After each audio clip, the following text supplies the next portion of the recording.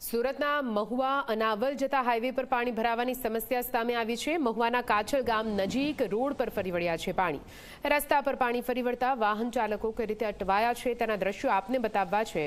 ગન્નારાનું level ઊંચું કરવા માટે વર્ષો જૂની માંગ કરવામાં આવી છે, જો કે હજુ સુધી કોઈ પણ પ્રકારની કામગીરી ન કરવામાં આવતા લોકોને કઈ રીતે હાલાકી પડી રહી છે। આ દ્રશ્યોમાં આપ જુઓ, જાણે તળાવ ભરાયું હોય તે પ્રકારની પરિસ્થિતિ આ રોડ રસ્તા પર જોવા મળી રહી છે અને આ પાણીમાંથી પસાર થવા માટે અહીંના સ્થાનિકો મજબૂર।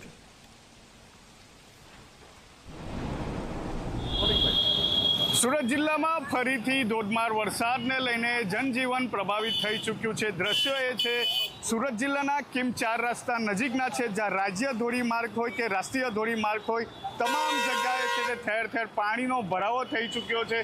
દ્રશ્યો જોઈ શકો છો કે વાહનો પટકાઈ રહ્યા છે, કારણ કે આ કિમ અને માંડવીને જોડતો રાજ્ય ધોરીમાર્ગ છે।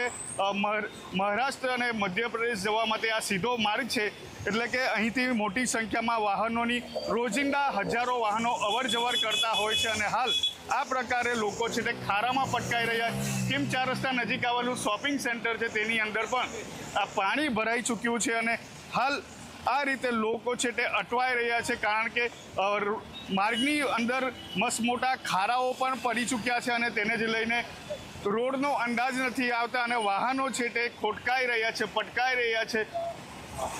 વર્ષો જૂની આ સમસ્યાનું નિરાકરણ નથી આવી રહ્યું, કારણ કે બસ આ જ પ્રકારે દર વર્ષે પરિસ્થિતિનું નિર્માણ થતું હોય છે।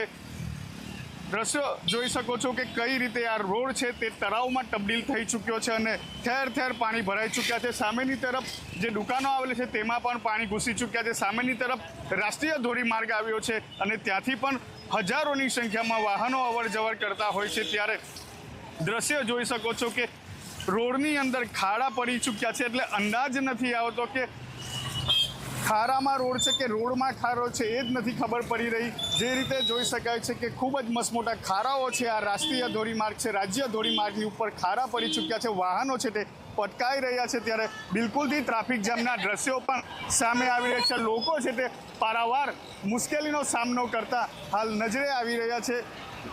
દ્રશ્ય જોઈ શકો છો કે મોટા વાહનો પણ આ ખારામાંથી જવા માટે મજબૂર થઈ રહ્યા છે। પાણીનો ભરાવો છે, આ રાષ્ટ્રીય ધોરીમાર્ગ અને રાજ્ય ધોરીમાર્ગને જોડતો આ વિસ્તાર છે, એટલે કે અવર જવર પણ ખૂબ જ મોટી રહેતી હોય છે, ત્યારે હાલ બસ આ જ પ્રકારના દ્રશ્યો છે તે જ્યાં જુઓ ત્યાં જોવા મળી રહ્યા છે, કારણ કે વહેલી સવારથી જે ધોધમાર વરસાદ વરસ્યો છે તેને લઈને જનજીવન પ્રભાવિત થઈ ચૂક્યું છે અને હાલ આ પ્રકારે લોકો છે તે હેરાન પરેશાન થઈ ચૂક્યા છે।